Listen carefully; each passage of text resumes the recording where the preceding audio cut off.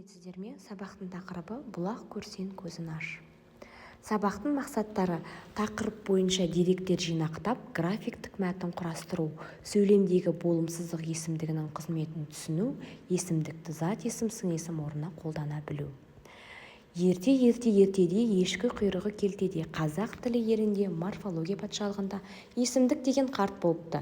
Қарттың 7 баласы болыпты. Олардың есімдері қалай? Қане атайық.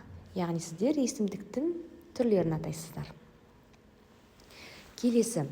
Есімдіктер деп қандай сөз табын атаймыз? Есімдіктердің мағыналық түрлері туралы не білдіңіздер? Есім сөз таптарының орнына қолданатын сөз табы бола ма? Не істеді, не қылды? Есімдік сұрақтары бола ма?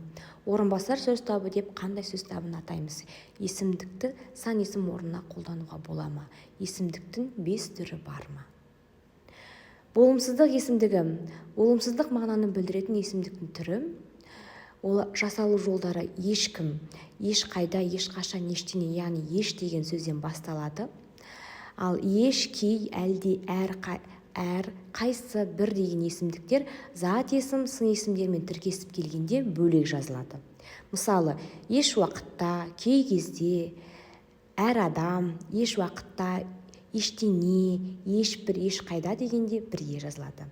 Яғни белгілі бір сөздің, іс-әрекеттің болымсыздық мағынасын білдіретін түрі есімдіктің болымсыз түрі деп аталады.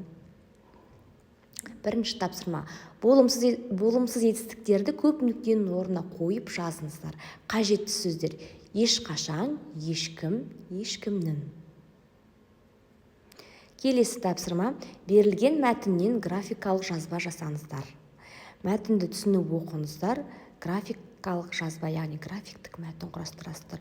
Бұл мәтінді оқығаннан кейін бірінші кезекте мәтіндегі пайызбен берілген ақпараттарды жазып алыңыздар.